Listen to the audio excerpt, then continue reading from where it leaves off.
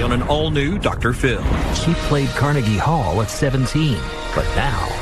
My daughter was living on the streets. Mom claims she's delusional. Annika said that she was in a cigarette commercial. I don't know. It looks like my hand. Does that make me delusional?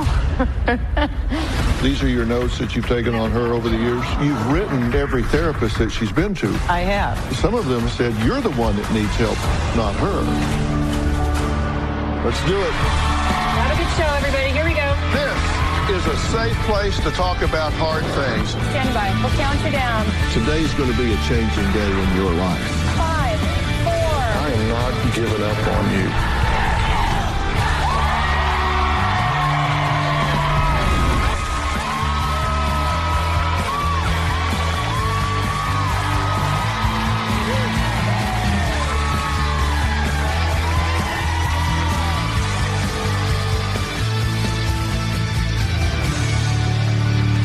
Today we're talking to Marilyn, and she says that she provided a perfect, not good, but perfect childhood for her daughter, Annika, including Montessori school, softball, music lessons, and dance.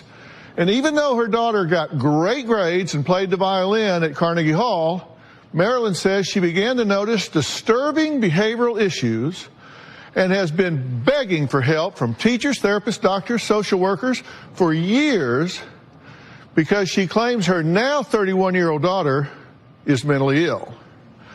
Now, Marilyn wrote to me, SOS, help, help, help, because she can't understand how her beautiful, smart, talented daughter could now be homeless, delusional, and according to Marilyn, on the verge of a psychotic breakdown.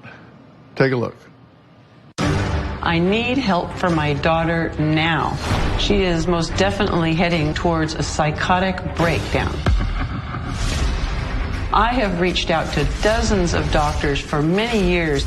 I've written to Dr. Phil at least 10 times, and these are the most recent. First set of letters that I wrote to Dr. Phil, I had a lot of SOS, SOS, because Annika was living on the streets. She would ride the bus at night to stay warm. I didn't even know where she was. I put in missing person reports. She stole bicycles and people's dogs.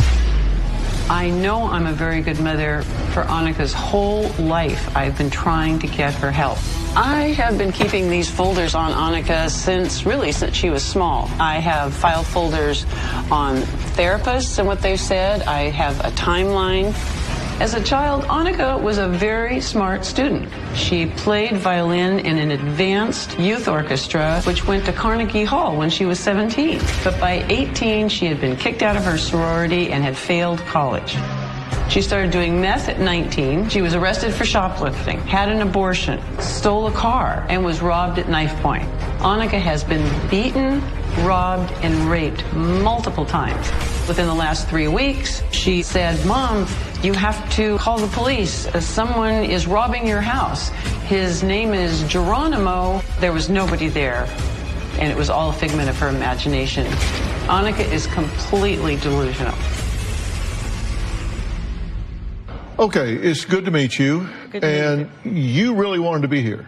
Oh, my goodness. I've wanted to be here for a really long time. Yes, absolutely. Tell me why here instead of somewhere else, because you've written lots of doctors, lots of letters. I have. I've written lots of doctors, lots of letters. Since Annika was about 8, she's been going to some form of therapy, and nobody has been able to help. She's going to be 32 in a couple of weeks, and it's just going on and on and on. And I'm really desperate. You say she's been beaten, robbed, and raped multiple times. Yes. Is that true, or that's what she says? No, that is true. And she's gone back to the same people over again. She's been held at knife point. She's been held hostage in rooms. She was kidnapped by a woman that was trying to groom her for prostitution. She's been dumped in gas stations in the middle of the night. I mean, it just goes on and on and on. Okay, but why do you say that she has a mental illness? Because if those things are true, then you would first go and assume that she has an adjustment reaction to so much trauma in her life. But you have said that she's had problems since really before she was born, even in utero. But you said at birth she had a misshapen head, she was dropped on her head, that she's had problems since literally the moment she was born. Yes, yeah. Thank God I never drank, took drugs, or even any medication when I was pregnant. But about 6 months when I was pregnant with her, they said that her brain wasn't growing properly. Then she was born 2 weeks late, and cesarean, and I had gone in for a stress test. And they said that the stress test showed that the umbilical cord was wrapping around her neck, and I had to go in for an emergency C-section. So sometimes I wonder if maybe her blood supply was cut off for just... Well, but didn't you have a brain scan and all when she was first born, and it all came back normal? As far as I know, it came back normal, but that was in '86, and I don't know what kind of technology they had then. Well, why would you assume that it's not good enough technology? Why would you question that if they gave you a normal finding, why would you question it was not right? Well, she never crawled. There was just developmental milestones that she didn't pass. She never crawled at all. She didn't walk until she was 2. Well, she's walking now. Oh, she's walking fine now, right. I know it. I mean, she caught up with all those things, but she was very late. She was... So if she hit those benchmarks late, but she hit them. Right, absolutely, thank God. Because you can close developmental gaps, and she apparently did. Yeah. You said she played violin at Carnegie Hall, that she went to school, that she... Right, and she had a really privileged life. Why do you assume that there were these things wrong when in fact she has achieved much in her life? Well, she has, but she hasn't. When I put it all together, there is something majorly wrong. Well, you said you think that right now... Consequences mean nothing to her. At one point you said you thought she was on the autism spectrum. I did. And now you think she has borderline personality disorder. That's right. And you gave a list of things that you say indicate that she's positive for borderline personality disorder. Yes. And these are the things you said at 6 to 7 years old, she could not understand the moral to certain stories, and that's indicative of borderline personality. Right. Well, I didn't think that then, but I questioned it. Well, no, now. But now I do. You think that's indicative of... Because she still doesn't get the moral to the stories. Okay. I mean, not Aesop's fables, but the morals in life. I mean, she goes back and does the same things. Consequences, she'll have very severe consequences. She'll get thrown out of a car. And she goes back to those same people again. Okay, so she fails to generalize from one situation to another. Yes, that's right. That's right. Okay. She's really good at learning by rote. Really good. She's very smart. But she doesn't connect the dots. Okay, and at 8, she was lying and exaggerating. Yes. And you think that's indicative of BPD? Yes. Okay. And teen, she copied peers' dress and mannerisms, so she was sensitive, subject to peer pressure. Right. Right. Okay. That she snuck out at night and was boy crazy. Yeah, but that's typical teenager, and that's what I tried to rationalize. You didn't list it as typical teenager. You listed it as indicative, and in support of your diagnosis of borderline personality disorder. Yes, that's right. Okay. That's right. Compulsive. And that she wouldn't eat at the dinner table. Right, right. And she got kicked out of the sorority. She had an eating disorder. And she got kicked out of the sorority. Yes. And said the teachers were jealous of her. Right. And she wouldn't show up for therapy. Right. She missed her 21st birthday because she slept through it. Right. And she said rehab, that they wouldn't let her go to doctor's appointments. Right. So she was dogging on the rehab people. Yeah. And told the baby nurse that she had doctor's appointments when she was really going to get her nails done. Right. Okay. And then she lies. She's like a real liar, right?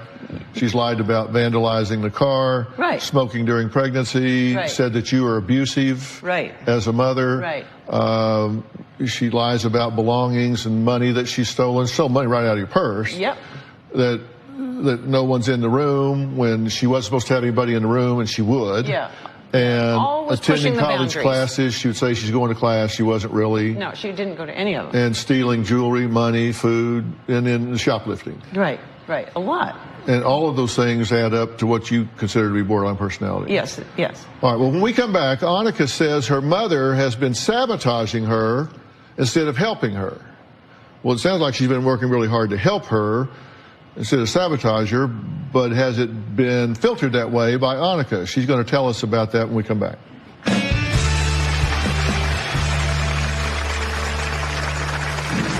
The only problem I have is a controlling mother, and she can't mind her own business. There's nothing wrong with me. In high school, she'd spend the day screaming at me for not following her rules. In my mom's mind, breaking rules meant I needed to go to therapy. And later, these are your notes that you've taken on her over the years. Does that make me delusional? You've written every therapist that she's been to, and some of them have actually said you're the one that needs help. When Annika was about 6 years old, I saw signs that she had serious problems. I was reading Annika Aesop's fables. They were written for children, but she would never get the moral to the story. Yet I noticed other kids her age got it in a second. Later, I understood that people that don't put together morals are a sociopath, and that concerned me. Well, Marilyn says she's been begging for help from therapists, doctors, social workers, and would like for me to weigh in on it at this point, because she says her 31-year-old daughter, Annika, is mentally ill and is in denial about her problems. Annika says her mother wants her to be sick so her mother can get all the attention. Take a look. The only problem I have is a controlling mother, and she can't mind her own business. This is a journal. It details where Annika has been, what a counselor has told me, or someone else that she's been in contact with. Growing up, when my dad didn't get his way, he'd scream at my mother that she wasn't good enough. And then my mother took her anger out on me. She'd get drunk and she'd throw things at me. Her cups, beer, the glass. When I was a teenager, my mom got scared she'd lose control over me. My mother started being very controlling about food. When I would get hungry, she wouldn't allow me in the kitchen. I eventually started hiding food, and then I developed anorexia and bulimia. In high school, she'd spend the day screaming at me for not following her rules. She'd want me to go to bed early, but sometimes I had homework. She didn't care. In my mom's mind, breaking rules meant I needed to go to therapy. When I left and I went to college, I didn't stay in contact with my mom very much. So my mom would try to contact my teachers and my friends and anyone she could, trying to find out where I was at all times. I didn't take care of myself, but my mom doesn't like that. My mom thinks that there's something wrong with me today because she wants to have control over my life. There's nothing wrong with me. Okay, Annika, it's good to meet you. You've been listening so far, right? Yes. I am very enraged. She's been a very terrible mother, and she hasn't been there for me at all. I have had rough experiences. I have lived in, places that she disagrees with, but when I call her, she's the last person that will come and help me. This is the first time that she's ever actually appeared for me to consider communicating, having any kind of open communication to work anything out. Okay, well, let me ask you a question. Have you been attacked and beaten and raped on numerous occasions? No. I have before, but not on numerous occasions. Have you been raped before? I have. I was raped. It was pretty bad. I found out I was pregnant, and I contacted my mother, and that's what I get for being stupid and being homeless and not having my family. Well, I don't want to just gloss over that. I'm very sorry that happened to you. Yeah. Has that happened to you more than once? It's happened twice. When it happened, did you get help with that? I got medical treatment. I had immediately wanted to make sure that I was okay, and my mother refused to allow me to get any kind of treatment, and she dropped me off at a rehab. That was I hadn't been using drugs, and I told her what happened, and she bribed me with a pile of clothes that she wanted to bring to me. Mm-hmm. Excuse me for interrupting, but, Annika has told me in the last dozen years many times that she's been raped, robbed, and beaten. You said, excuse you for interrupting. I don't think I will. I want to talk to her. She did say that she had been raped more than once. Mm-hmm. That doesn't seem materially inconsistent to me with what you're saying, but if you want to talk to her, you don't need me here for that. I would go ahead. Well, yeah, I mean, like in your phlebotomy class that you were taking, for instance, they kicked you out because they said that the other students were scared of you, and you told me that the teacher was jealous of you and she conspired to get you out of the class because the kids were looking up to you. My life doesn't consist of a bunch of negative things that continue to happen to me.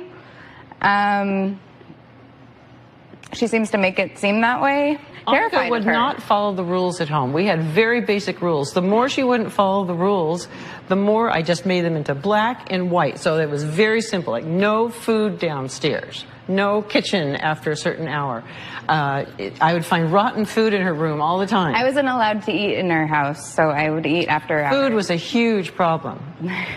Literally, she has a line in her house, and she has like this piece of silver thing, and there's a wooden floor, and if I go across that line, then I would get in huge trouble. She'd run away. I mean, when she played at Carnegie Hall, the night after the concert, she disappeared. I didn't know if she ran into the streets in New York or where. It's like she didn't have any common sense. Can I jump in for just a second? Please. And then y'all can resume. Having just sat back and listened to this right fighting, I don't ask myself why this relationship is broken. I ask myself why not. Coming up, Annika says her mother used to get drunk and become violent. Well, Marilyn didn't mention that. I mean, did she have a drinking problem? Did she, in fact, put down markers in her home that her daughter couldn't cross? We'll ask her about those things when we come back.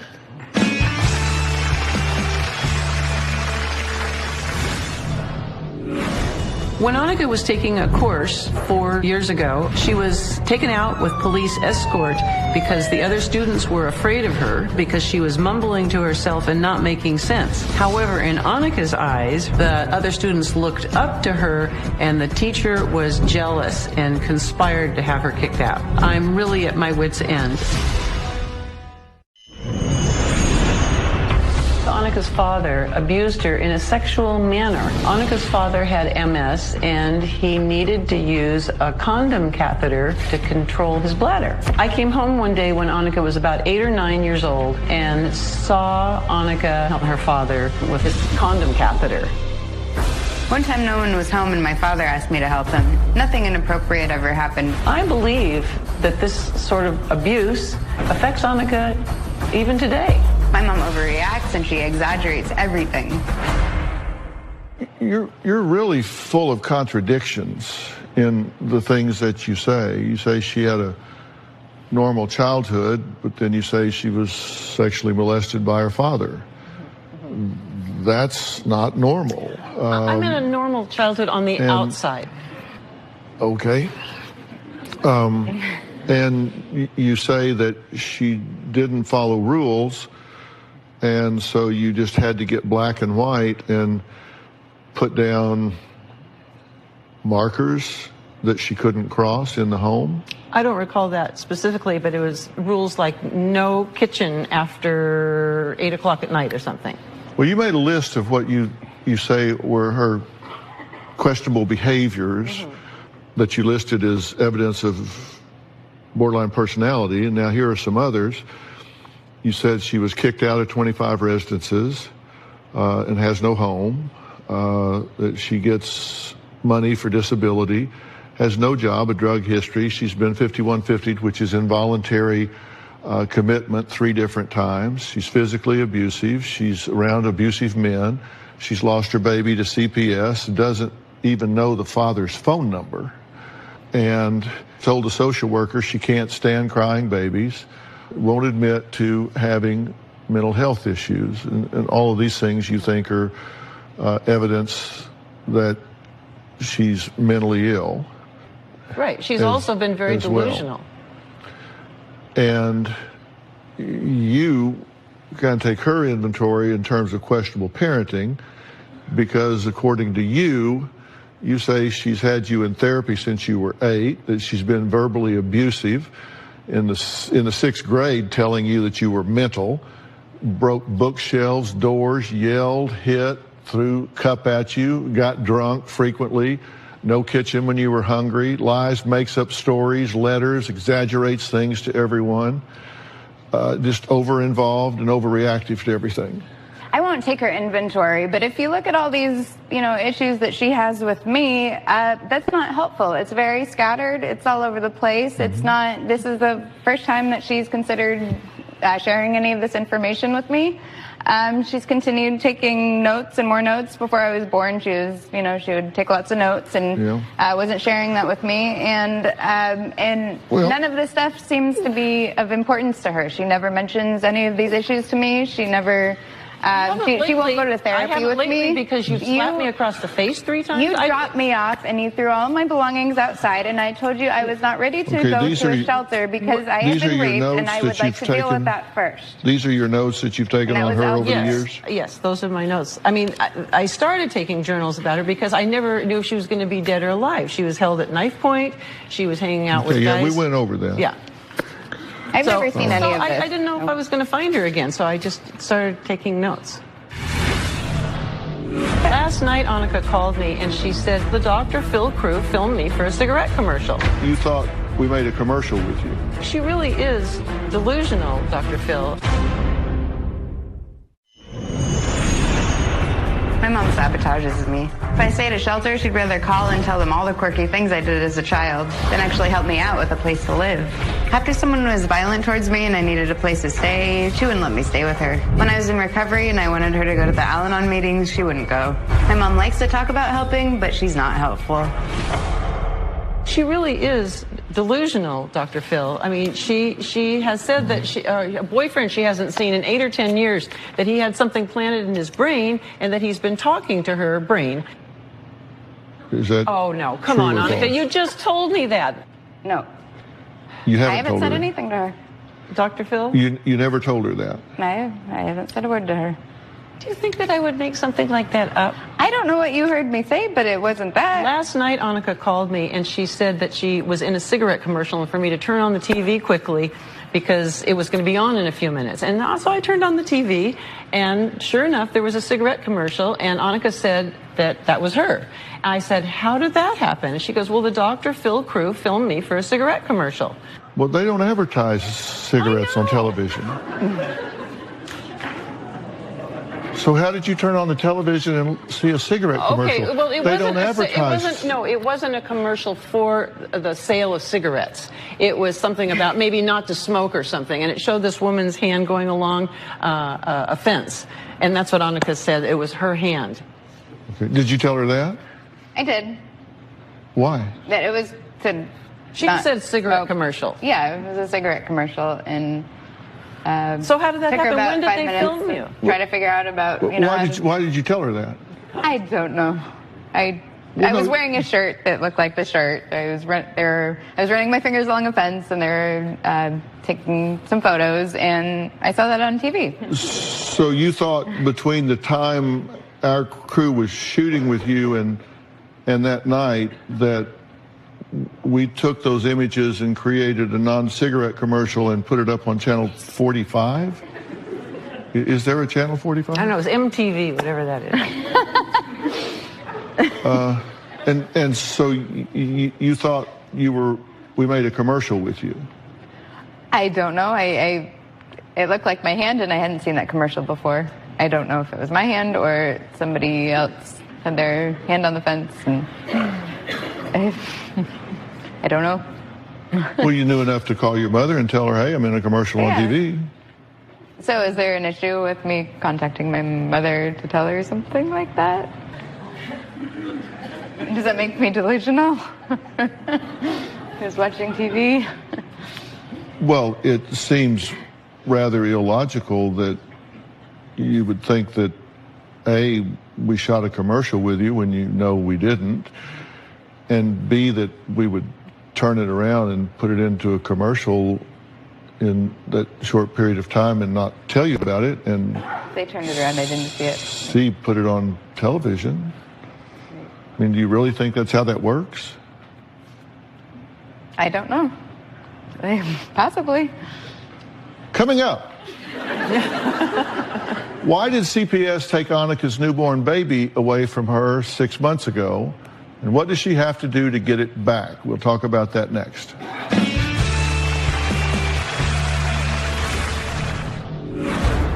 I was told by CPS that Annika went in for a wellness check, and when she got there, the doctor said that the baby hadn't gained enough weight and was being hospitalized. So Annika stayed there for a couple of days, and she left the baby unattended, apparently, according to the nurses and doctors, and she went out and had her nails done and went and picked up a coloring book and crayons because she said she was bored. Annika is on the edge of psychosis.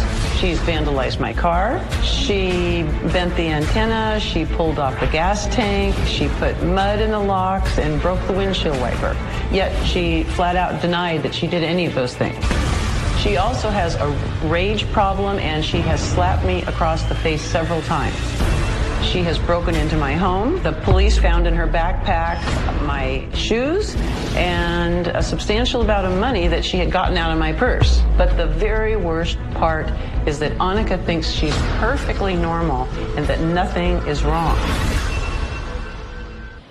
Well, Marilyn says her 31-year-old daughter doesn't have a radar for danger. So when CPS took Annika's newborn away, Marilyn was really relieved because she thought the baby would be safer in someone else's care at that time. Take a look. The only thing I want right now is to get my baby out of foster care. 6 months ago, Annika had a child, and it was taken away from her by Child Protective Services within 6 days. I was staying at a shelter, and I couldn't provide the baby enough formula, and my body wasn't producing enough breast milk, so my baby lost weight. They said that Annika was sleeping all night and not waking up to feed the baby. I was told by CPS that Annika went in for a wellness check, and when she got there, the doctor said that the baby hadn't gained enough weight and was being hospitalized. So Annika stayed there for a couple of days, and she left the baby unattended, apparently, according to the nurses and doctors, and she went out and had her nails done and went and picked up a coloring book and crayons to bring back to the hospital because she said she was bored. Instead of foster care, CPS told me that my mom could take custody of the baby, but my mom refused. I said, absolutely not. She would leave me with the baby, and she'd go off, and then everything would be my fault because nothing is ever Annika's fault. I think the best situation for the child would be to be adopted into a loving family. If my mom really wanted to help me, she would help me bring my baby home. Are you ready to have this baby back? I'm very much ready to have this baby back, and all of that is a lie. That was all out of order. That was incorrect information, and you don't care enough to even hear what I have to say. You want to put all of this on TV, and I stayed in the hospital with her the entire time that she was in the hospital. The only time I did leave, I went to Walgreens and I got whatever it was that I needed, some Tylenol, and I got myself a coloring book because I was spending all that time in the room and with the baby. Honey, this is totally beyond my control. CPS came in and said, we are watching you while the baby is hospitalized for not being weighing enough. The doctors and the nurses. You said that I left her in the hospital and I went and bought a coloring book. That's what you said. That's what the doctors and nurses had said.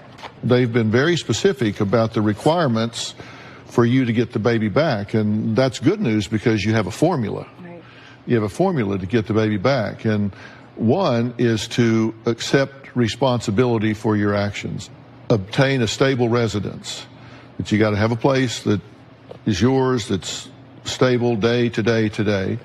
That you have to have a psychiatric evaluation so the social worker can look at it and see that you are predictable, that you continue your counseling services, that you go through parenting education, that you subject yourself to substance abuse testing on a random basis, and that you do inpatient substance abuse treatment program and receive a positive evaluation from that they say, she's done what she needs to do in that regard. So you have a formula, a checklist, and right now, if we go through and grade that paper,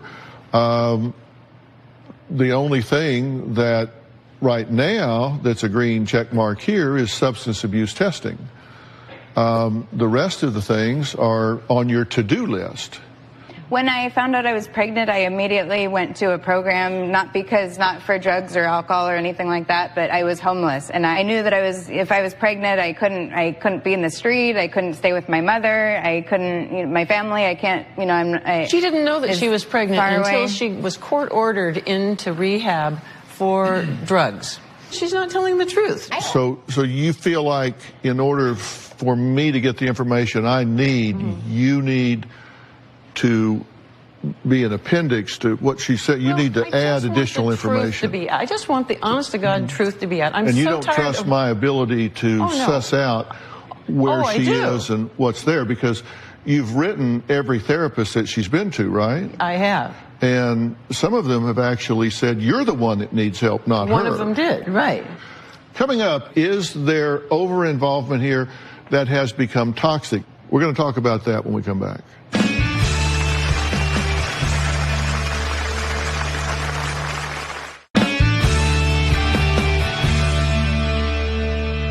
I believe that your daughter does have some mental and emotional challenges, and they're way above your pay grade.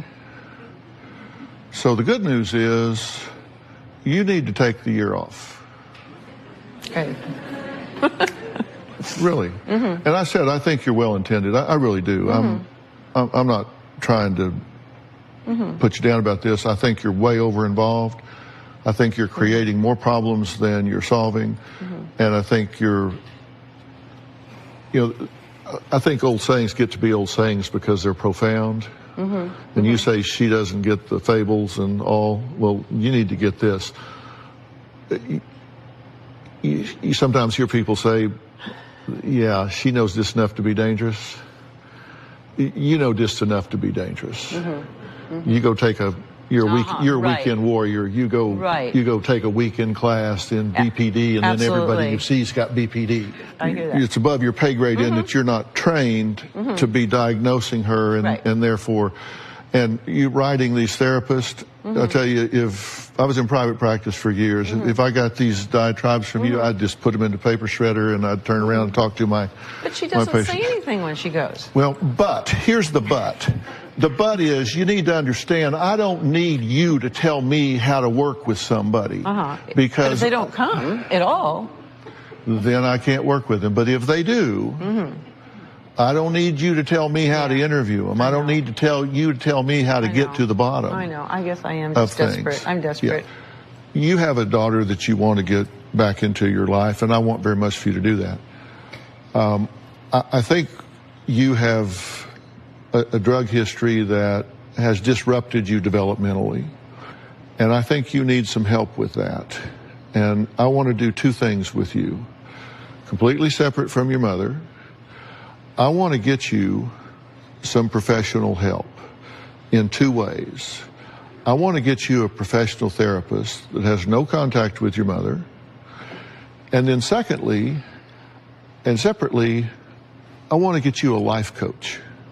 I want to get someone that will sit down with you and assess and evaluate all of your strengths, all the things that you have going for you, and start putting together an action plan for you to get some traction in your life where you can really have some independence, where you can get a job that you can stay with, where you can get a place to raise this little girl, so you can really start getting back and using the intellect that you have and the skills that you have. Because when you do things like call and say, hey, I'm in a commercial, then that's a real fleeting touch with reality. That's not rational thinking.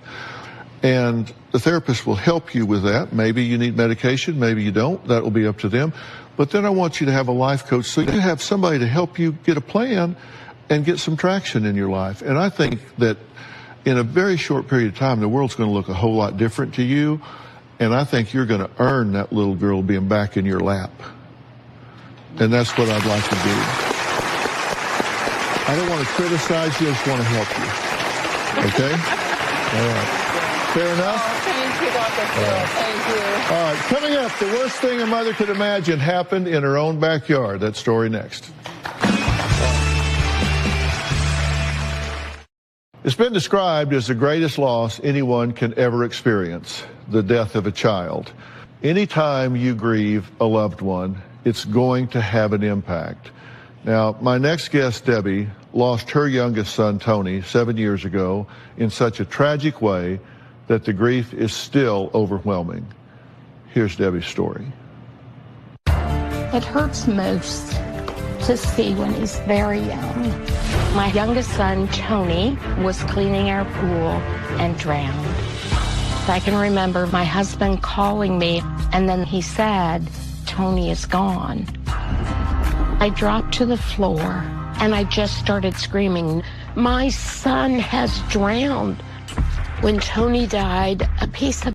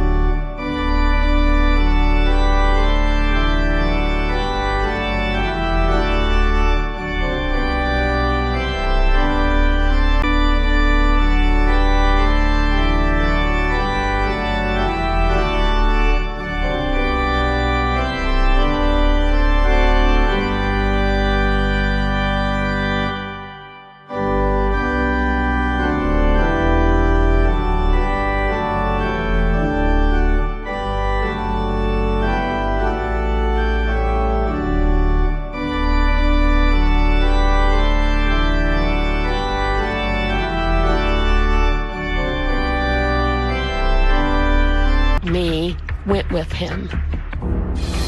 I miss hearing Tony laugh. I miss him saying, "Hey, Mama." I'll always cry, but I'll always have his love in my heart and those wonderful memories forever.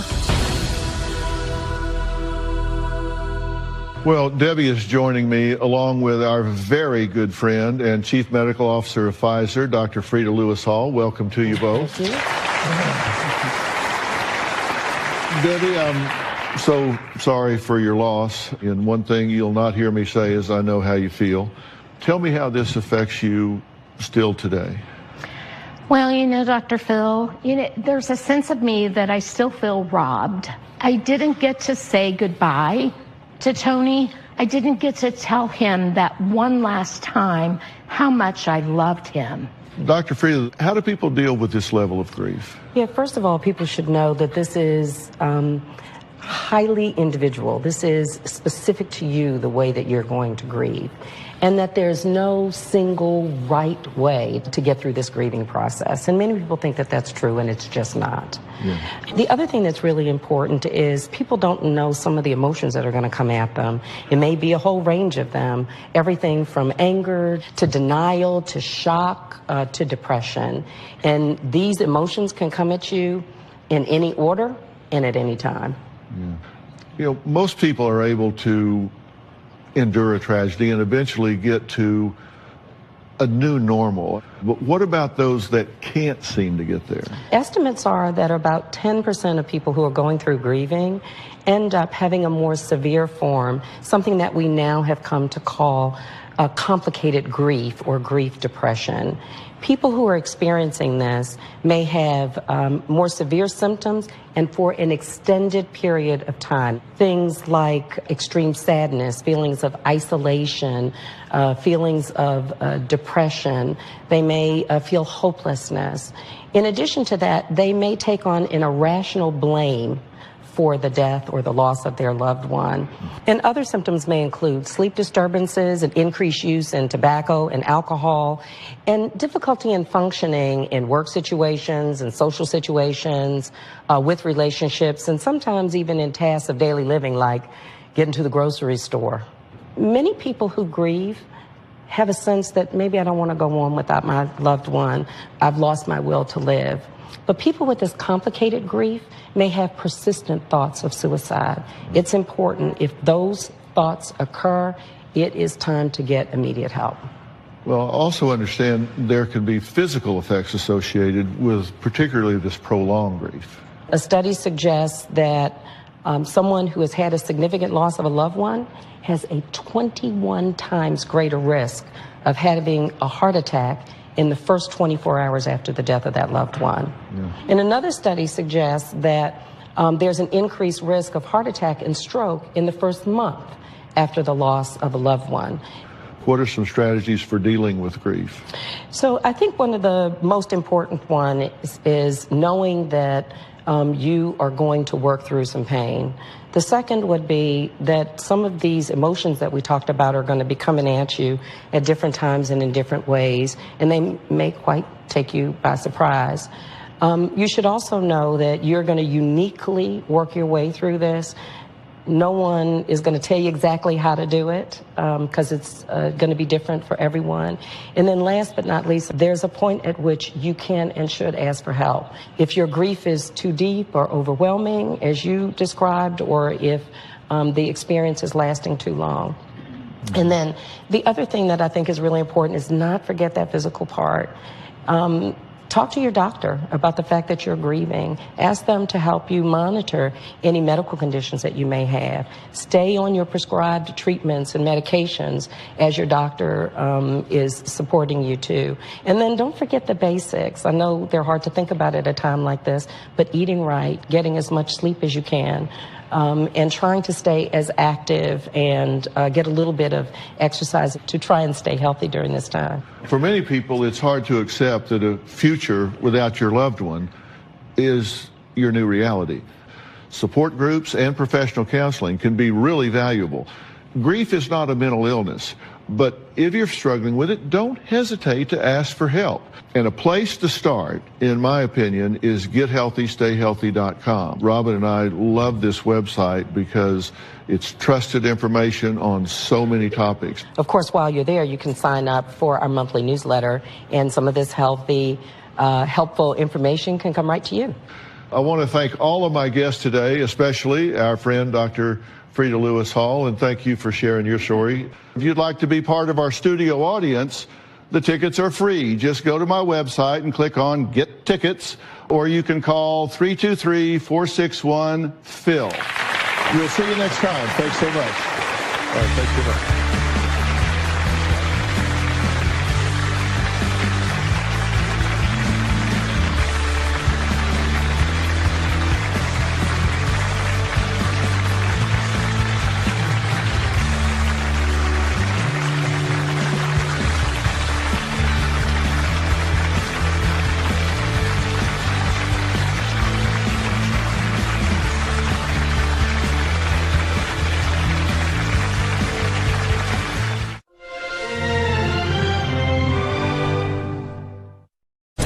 All-new Dr. Phil. My wife claims she's allergic to almost everything, including her husband. If he wants to hug me, he has to take a shower. Are her ailments real? I'm on a lot of allergy medication. But you don't have allergies. What can explain? Debbie washes everything in the pool. She's putting her credit card in a bottle of water. Her obsessive behavior. You put your clothes in the dishwasher. Let's do it. Have a good show, everybody. Here we go. This is a safe place to talk about hard things. Stand by. We'll count you down. Today's going to be a changing day in your life. 5, 4. I am not giving up on you.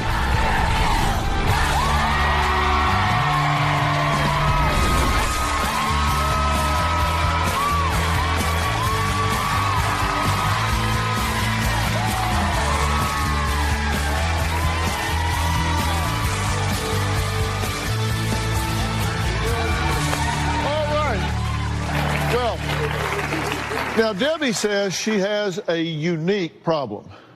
She says she is allergic to almost everything, including her husband of 35 years, Kelly. And she is so serious about this that it's affecting their marriage. She admits to making her husband strip and shower to get rid of allergens the minute he steps in the house. She insists on taping up all of the AC ducts. She stores her clothes in sealed bags and washes their dishes in the swimming pool. Now, her husband, Kelly, says he has taken Debbie to over 28 doctors, spending over $40,000 on countless tests, only to find that Debbie is not allergic to anything. Now, Kelly says that his wife's selfish OCD obsession has completely devastated their marriage and their family. My wife's obsessive behavior is destroying our relationship. Debbie claims that she's allergic to almost everything. She won't touch money. Her credit card is in a jar full of water.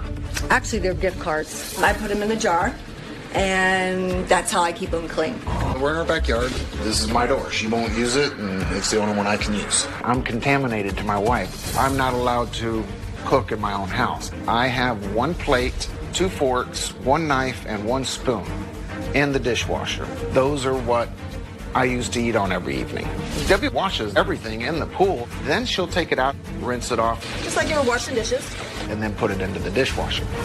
The biggest problem is the air conditioner. In her room, Debbie's vents are all taped shut. This is a brand new air conditioner. It has a light that's supposed to kill 99% of all allergens. During the winter, she sleeps in the living room. This is where she sits and sleeps. There's plastic under the sheets. So you should always show me what you're talking about. No. He's not allowed to touch that. He cannot touch that. Okay. Can you show what he tells? I can't. Once I put that sheet on there like that, I can't lift that up and because it'll upset all the allergens and the that's underneath there. So I can't. I can't wash clothes in my own house. I actually use my son's washer and dryer. Debbie feels that just about everything around her has the potential to cause her pain. There's her bedroom. I'll probably make this pretty quick. Open the door. She doesn't want me touching it or anything. And well, no, you all been in the other room, and I know it's going to cause me a problem because he's been in the other room. Debbie is essentially allergic to everything, including having sex with me. 2017, I think we had sex 4 times. Debbie's problems have had an effect on both of her sons. Our oldest son lives right next door, but will only come over if he absolutely has to. My mom's behavior is just bizarre, and it's just aggravating to deal with. It's making my dad's life complete hell. I know my father doesn't want to be around her. I don't want to be around her. We've been to 28 doctors.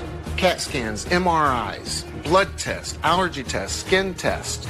Her last skin test, she had 78 pricks. Every single one of them came up negative for allergies. Debbie is overly medicated.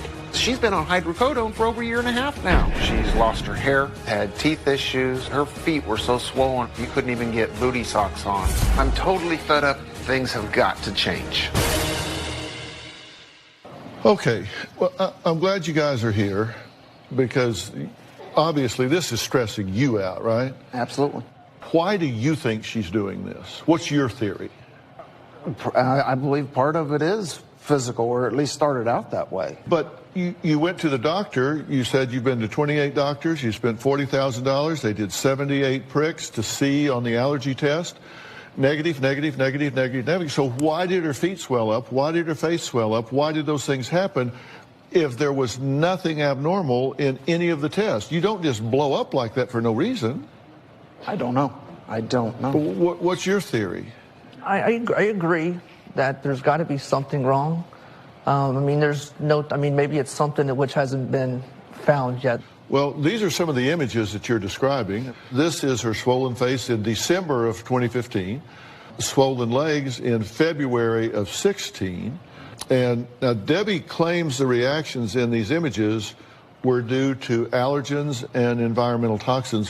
Why does she think that's the cause instead of something? A doctor told her that she is allergic to allergens, and they are what cause her migraines.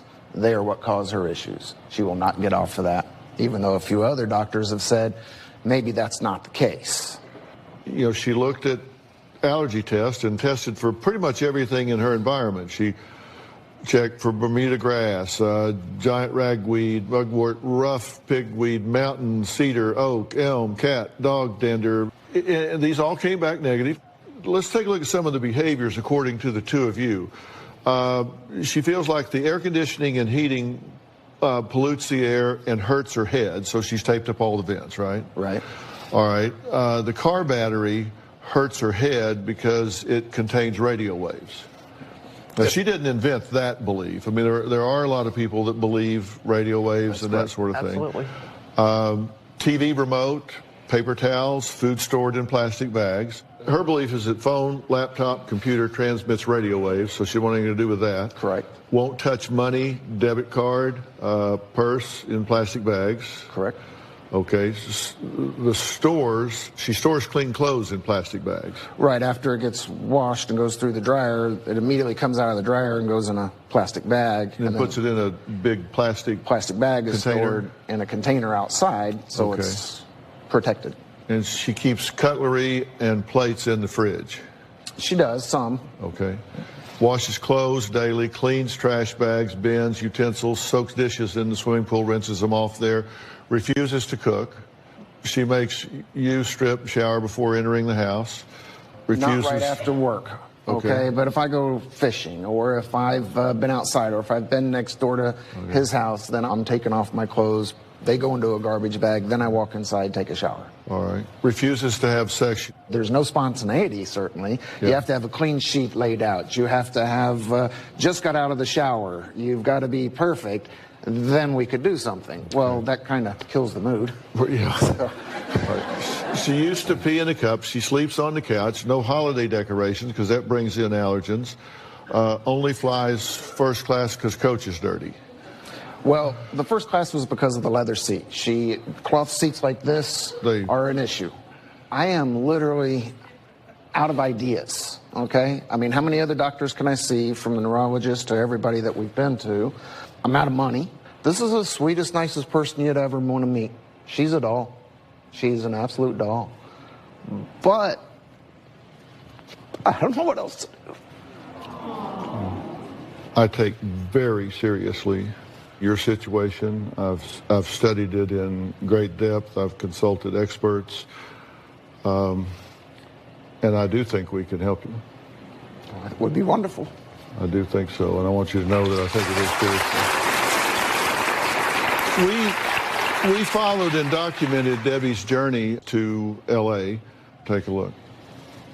I am packing for my trip. I've only flown once in the past 4 years. It's a daunting thought when I think about what I'm going to have to do. Instead of a suitcase, Debbie's opted for this setup for this trip. The big tub here, it'll be the outer shells. Then she's got the middle tub here, which she will then put all of these little compartment ones inside this tub, which will then go inside that tub. Both of these bottles, I need the labels taken off. I'm going to take my own hand soap, body wash, sheets. I might even bring some vinegar.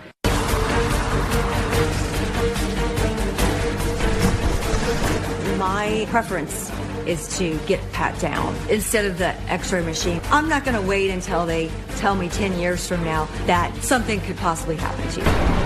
Debbie insisted on flying first class to be able to make this trip to Los Angeles for the Dr. Phil show. Debbie would need to fly on leather because the cloth seats would have too many allergens. The room's fine. The room was great. There's no big fluffy comforters. This is a very simple room. So, no, I'm fine. My biggest hope with us coming on the Dr. Phil show is that he can get her the help she needs. Well, Debbie made it here safely, so we are going to meet her next after the break.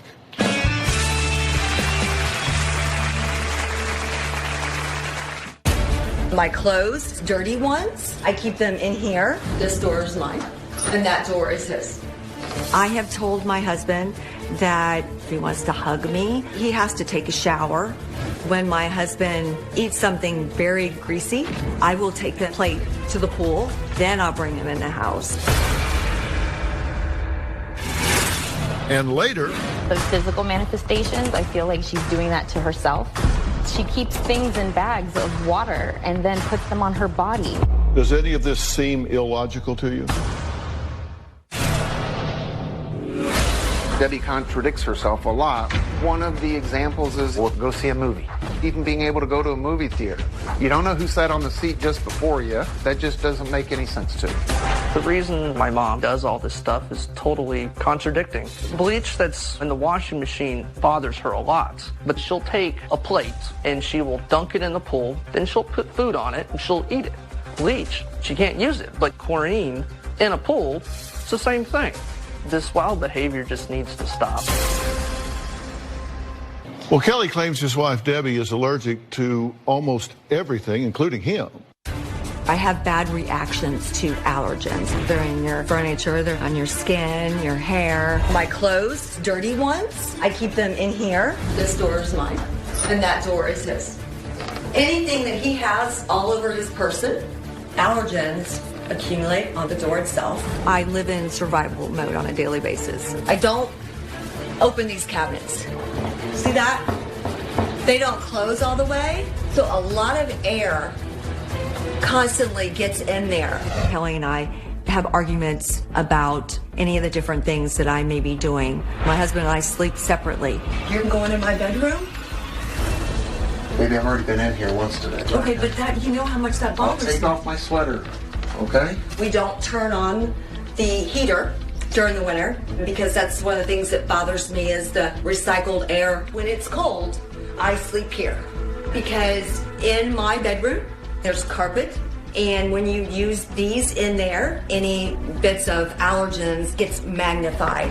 When my husband eats something very greasy, I will take the plate and silverware outside to the pool, do a quick rinse on them, then I'll bring them in the house and wash them again. This is my bathroom. These containers that are here have clean clothes in them. I have told my husband that if he wants to hug me, he has to take a shower. And once he comes back, he's able to touch me. And this illness has put a huge wedge in the middle of us. It's ruining our marriage. Well, now, before we meet Debbie, I want to fill you in on what's been going on backstage since her arrival. Debbie, nice to meet you. Nice to meet you. I can't let you get in it. I'm not going to get in it. I can see it. Okay. I just can't have you. Do you want to open that for me then? Oh, okay, sure. I mean, well, you didn't open the other one? No, I just opened. Why didn't stop? Put that back on. This is what I did. I'll show you what I did. So you did? I looked at that. Okay, I needed to know that. Just like that. Didn't touch anything inside. Okay? It's not good that anybody else touched it. Okay. All right. So we're going to go to the right. Perfect. We can bring you over to the makeup chair now. Okay, so I'm doing my own hair and makeup. Oh. No, nobody's, yeah. Not hair either? I was gonna have her just kind of check once it was done. Is there anything else you need right now? There is something, my husband, like, let my husband or whatever come in and just open these for me. I was just gonna have you take the lids off. Yeah, perfect. Hi, Debbie. It's Lauren. I heard you were cold, so I brought you a radiant heater. Oh. Did you want this? Okay. The only thing is it's so close proximity. I guess we could try. I can always turn it off. Hi. Hi. I'm Annette from the Dr. Phil hair department. Uh-huh. And I want to know, do you need any help with your hair or any pointers? I have a question for makeup. Hi. Right. Hi, I'm Alan. I'm makeup, yes. Oh, Hey, okay. nice to meet Well, you. if you'll, I'm not gonna, take your hands if you don't mind. I know Lee's has some sparkle, and I thought if it's gonna catch the light too much, if it's gonna Sparkle make is my a problem for television. Okay. Yeah, I would go So easier go with the on matte. that. Yeah. So what I have is not too much. It's, okay. That's okay. Yeah. Okay. All right. Thank you. Very good. Hi, Debbie. Hi. I'm Sharon. Hi. I'm here to mic you real quick. Oh, mic me. They told me that. Okay, so I can't have a mic on me. Okay. I don't know how I'll react to it. I can set up a mic on a stand for you. Okay, so that you don't would have be. to hold anything. Yes, It'll it just would be right in front of better you. for me. Hi, Debbie. It's time to go. All right. Follow me.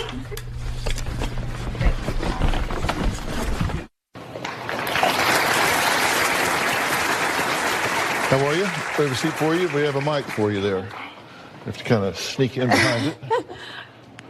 Got it. There you go. You believe yourself to be quite ill. I mean, yes. I mean, I don't have cancer. I'm in my terminal, but yes, I seriously have something seriously wrong. Mm-hmm. And it's wrong to the extent that it's highly disruptive to your life. Absolutely.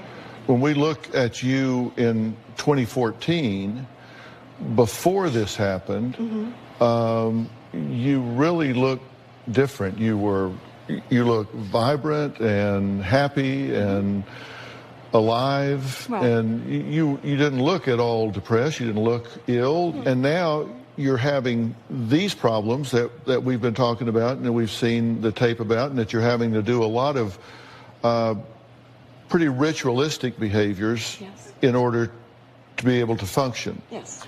There are inconsistencies Yes. within those. Tell me how you reconcile those with yourself. Like, for example, you don't like bleach, but yet there's chlorine in a pool and you're okay with that. But you could go and pet the dogs Yes, that have been I heard him talking outside about in the that. grass with dander and Sure. grass and all of that. I can handle doing something like that for a short period of time. I'm on, I take Allegra D. I'm on a lot of allergy medications. Okay, but you don't have allergies. You were tested for everything that you could be tested for, and it came back negative. So all my adult life, I was allergic to 2 pages of stuff, everything under the sun.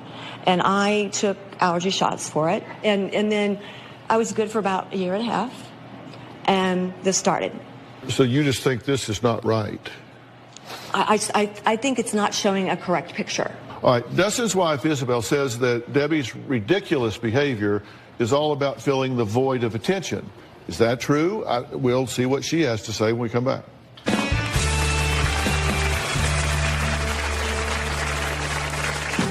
Dustin and Kelly have both been enabling Debbie. If she doesn't get her way, she'll throw a temper tantrum. The only thing I asked was that closet. We didn't go in there. Debbie has always been obsessed with how she looks. She almost looks like a drag queen. And later, you're crossing wires up and thinking up in a really bizarre fashion. She's putting her credit card in a bottle of water?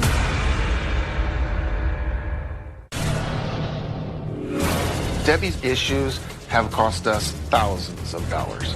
I've easily spent $40,000 on her medical bills. Just her medications alone, I spend between $500 and $1,000 a month. Just under $15,000 working on her teeth repair. We also did an experimental stem cell therapy, and that was $5,000. I'm tired of spending money on items like this that there's just no need. Well, Debbie feels that she is allergic to just about everything. Her husband Kelly and son Dustin say that her extreme reaction to allergens and medications, they believe, have altered her behavior and at times her appearance. Debbie's daughter-in-law Isabel agrees and says that it boils down, in her opinion, to a desire for attention. Let's hear what she has to say. Debbie is out of control because of my father-in-law, Kelly, and my husband, Dustin. Dustin and Kelly have both been enabling her. They don't say no. They don't put their foot down. This is just the end result of everything that they've been doing, and trust me, she knows how to manipulate both of them. Debbie definitely thrives off that power. Debbie does treat Kelly like a bank. She always needs something. Her hair and her nails and her clothes and her shoes and endless amounts of medication. This is no way for Kelly to live. He's basically a caretaker. He doesn't have a wife. He has a patient. I do believe that this is a cry for attention. Debbie has always been obsessed with how she looks. Debbie has always worn very tight clothing. Everything's exaggerated. The eyeshadow, the lashes, the hair. She almost looks like a drag queen. Debbie is definitely like a spoiled child. If she doesn't get her way, she'll throw a temper tantrum. That's the only thing I asked was that closet. We didn't go in there. I really hope that Debbie listens to Dr. Phil, but I think he might have met his match with this one. You think a lot of this is psychological? I think a lot of it is psychological. That this is something that she's doing for a payoff, for attention. There's definitely the benefit of attention. I don't doubt that she has some type of allergy, but everybody in Texas has allergies. I just don't know how it got to this extreme. The physical manifestations, I feel like she's doing that to herself. I mean, obviously she was on steroids for the longest time. That causes all that swelling. The hydrocodone. She keeps things in bags of water and then puts them on her body. You can't have things sitting in water getting stagnant and then put it on your body and not expect to put bacteria on yourself. So I think a lot of that has something to do with it too. I don't do that, Dr. Phil. You don't do what? I don't do that. What she was saying about putting things in bags of water, and I don't do. There's things that I just don't. Yeah. I don't do anymore. That You keep things like credit cards in water, right? I do have my my card. That I do keep it in between in a jar of water. You believe that if you kept that credit card in your purse or your billfold or in a drawer, that it would collect enough toxins, allergens, whatever is in the air, that it would be significant enough that it would change your pain level? It's like for our trip. I bought a little wallet. I put my ID in it, and I've been using it for the trip. Short periods of time, I can do that. But we're talking about, days, months, years of things just sitting. What I'm trying to do is see where your thresholds are, because you keep your credit card in water, you keep cutlery in Ziploc bags in the refrigerator. No.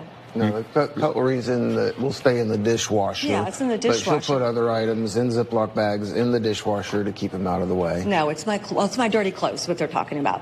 I have some dirty clothes that I keep in there. In other words, to put all my dirty clothes in a hamper would not work because of opening up and being exposed to 20 different items as opposed to keeping them somewhat separate. If you can keep it airtight, you will. Right? Well, sure. If I can. That's your choice. Yeah. Okay. Well, does any of this seem illogical to you? Well, of course, I can understand how anybody would think it was doesn't sound correct or crazy. Well, I'm just asking you, does it seem illogical to you? Some things yes, and some things no. Now, Debbie's mother-in-law, Marvel, is here. She was so concerned about her erratic behavior, she decided to secretly observe her for 36 hours. What did she discover? Well, we'll find out when we meet her.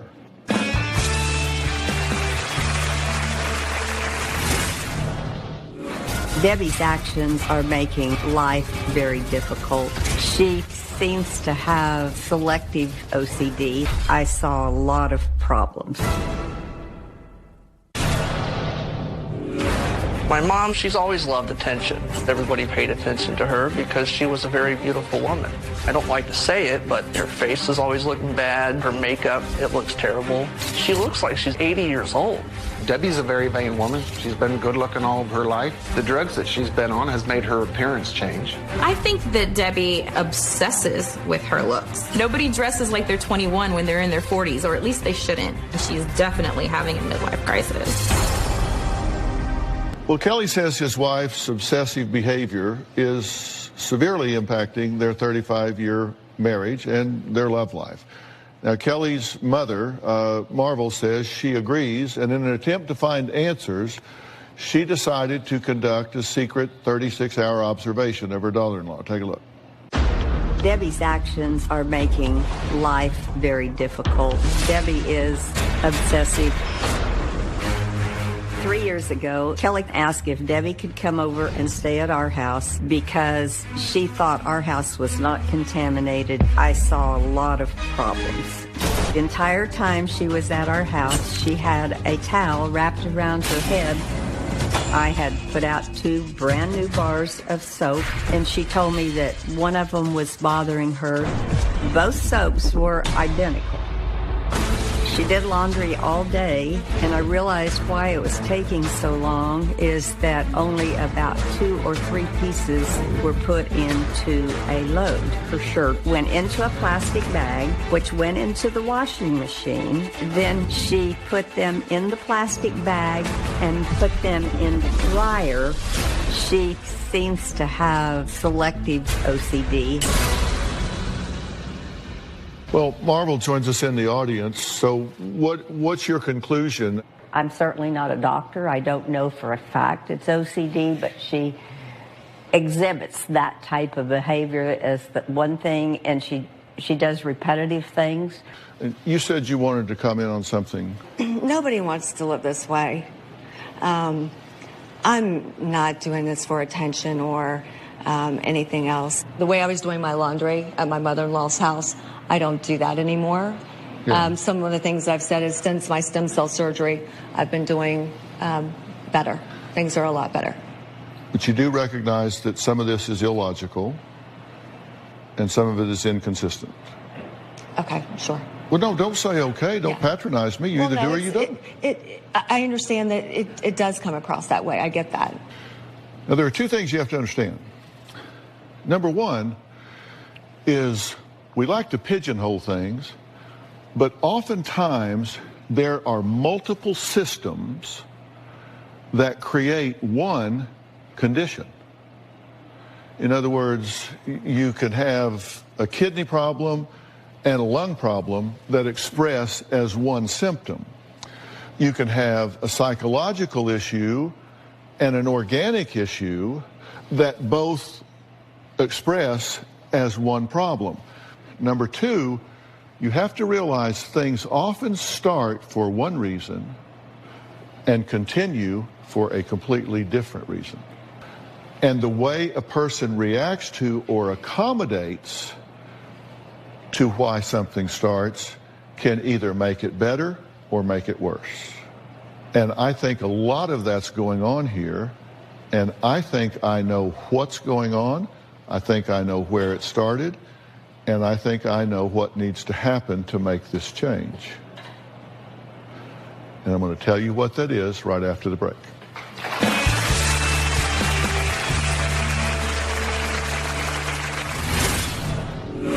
We're going to inspect Debbie's home from top to bottom.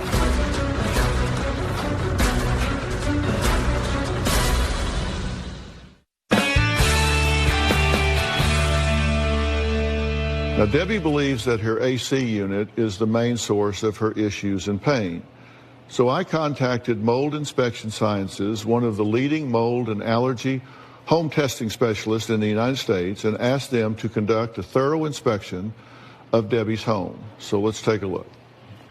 My name is Kerry Gilcrease. I'm a project manager for Mold Inspection Sciences. We're going to inspect Debbie's home from top to bottom. We're going to check around the perimeter for exterior water intrusion issues. We've got some spacing from the house. You can see you've got some clear areas here where water could work its way in. We have some vegetation or plants growing up along the walls. You can get moisture intrusion issues from these plants. We've got a little bit of mold-like growth on some of the shower tiles. As you can see from the light, these materials are in fact wet. What we have here is an impact meter. It checks for molds, any airborne particulates. It tests for allergens, pet dander, skin cells. We have a little mold-like substance back here. Swab the building materials. We are all finished. We've got our indoor air samples as well as our swab samples. Once we get these results back from the lab, then we'll be able to determine if there's any allergens in the air that could be causing Debbie some issues or possibly even some toxic mold. They came back with some very interesting and significant findings. For example, in the kitchen, they have found 26,000 spores per cubic meter, and this is of Aspergillus and the penicillium, 32 times higher than the outside levels. And the kitchen swab sample shows high levels of toxigenic mold. There's mold present in the kitchen, and that is Chaetomium that's been detected. In your bedroom, there's 2.5 thousand spores per cubic meter of the Aspergillus and the penicillium. And in your bedroom, the toxigenic mold present is 1,825 spores per cubic meter, 140 times higher than outside. Now, you moved in 6 years ago. This has happened to you 4 years ago. Why you and not you? You're there more than he is. Yeah. What happens is when Chaetomium, Aspergillus, and penicillium are in the air and they're being breathed in at this level, it changes the neurotransmitters in your brain. That changes the way your brain connects and transmits from one part to the other. If you mix that with various medications, then you begin to see very bizarre behavior. So if you have the mold spores and then on top of that you put in medications, you're all of a sudden you're crossing wires up and thinking up in a really bizarre fashion. I asked her, does this seem illogical? And she said, well, yeah, kind of does. But she's putting her credit card in a bottle of water. But it's time to move forward. And how are we going to do that? I'll talk about that when we come back.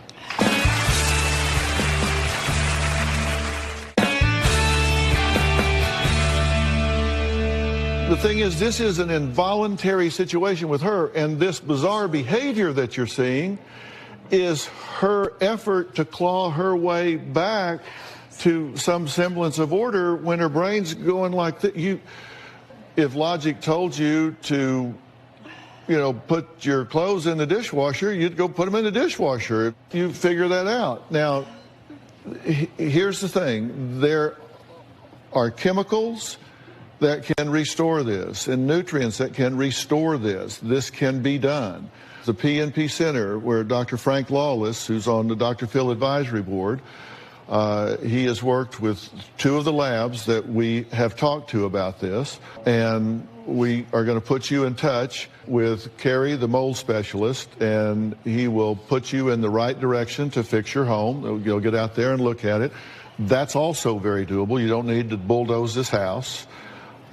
These things are very fixable, but we're gonna get you to the PNP Center, and they have a multi-discipline team there. They're going to work on this. They're going to get this done. They're going to get you off these medications. They're going to get these neurotransmitters back in order, and the world's going to look a whole lot different to you in a very short period of time. Okay? A special thanks to Mold Inspection Science, as well as Dr. Frank Lawless and the PNP Center. You're going to have to learn to turn loose of some of these behaviors, but that's going to be a whole lot easier when you get ready to, when your brain starts getting back in line. Coming up, a mother finds out that her daughter won't grow up like most little girls. Next. For most people, their hair is a very important part of their appearance. Of course, I've been bald since I was 12, so I can't relate to that at all. But what if you had a disease that caused your hair to fall out? This could be tough on anyone, but imagine hearing your child has alopecia. My next guest, Carla's 10-year-old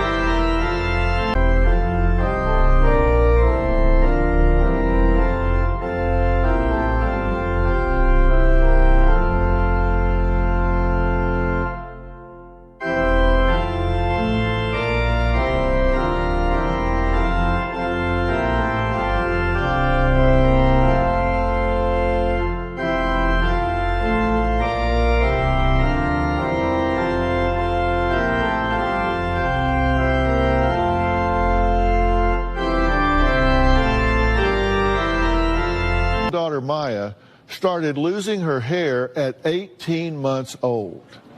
Here's their story. When Maya was about 2 years old, we started noticing hair falling out. And I took Maya to be examined by a pediatric dermatologist, and she was diagnosed with alopecia. It hit me like a ton of bricks. I cried for days. And then within the year, she was completely bald. Living with alopecia, sometimes it could be hard when people are staring at you. When Maya was going into first grade, she asked me for a wig. We made a conscious decision that Maya not have a wig going into grade school. Maya needed to accept herself and not hide behind a wig. I was getting bullied. Everyone was staring at me, calling me names. I felt hurt and embarrassed. Maya's grandmother found a support group called Children's Alopecia Project, also referred to as CAP. I met a lot of other kids that looked like me. CAP helped me deal with negativity from other people. Today, Maya's a Girl Scout and a competitive swimmer. Just because I don't have any hair doesn't mean I'm any different. Being bald is beautiful. Well, Carla is joining me along with our dear friend and Chief Medical Officer of Pfizer, Dr. Frida Lewis Hall. So welcome to both of you. Thanks for being here. So, Carla, what was your greatest concern when the doctor told you that Maya had alopecia? Well, initially, my concern was medically driven. Was she going to be an ill child growing up? Yeah. Once I found out it was strictly cosmetic and it was just the fact that she would not have hair, my worries were more on social and emotional issues. Was she going to have friends growing up? Was she going to be bullied? So things like that. But she is a very charismatic and outgoing child that she was able to make friends, and now the bullying has stopped. And how old is she now? She's 10.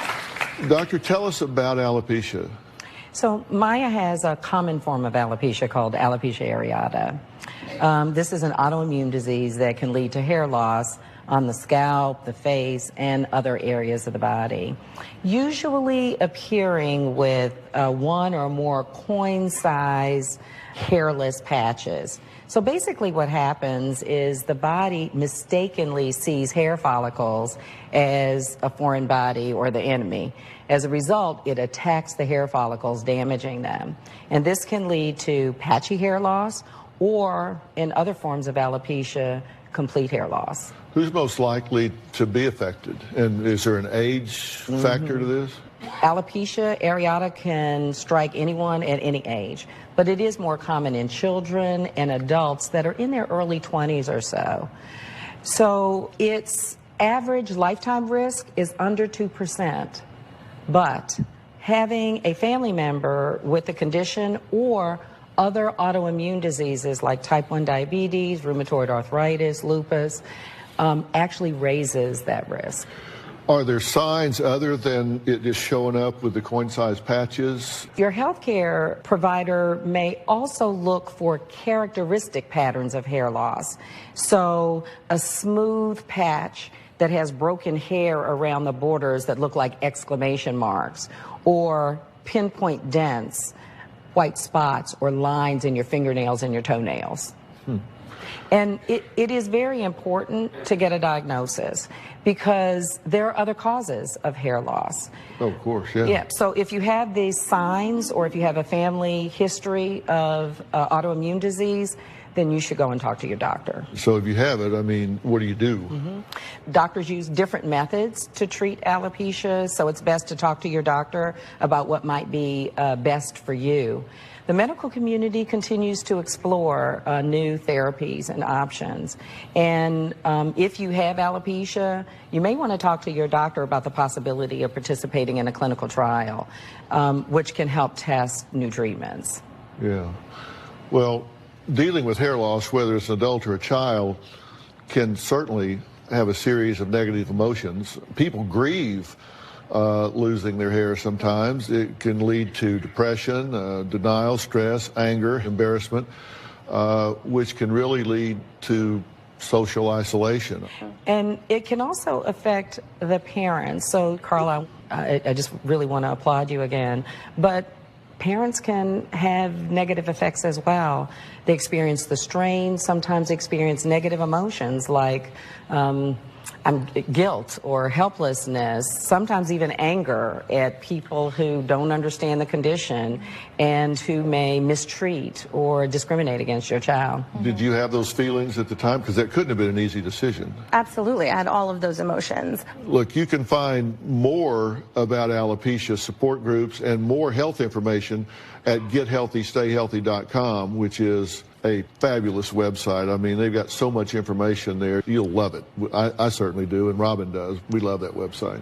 And, of course, we want to remind people that while they're there, they can sign up for our monthly newsletter. Yeah, which we also get, and we love the newsletter, so it's great. Look, I want to thank all of my guests today, especially our friend, Dr. Frida Lewis Hall. We'll see you next time. Carla, thank you.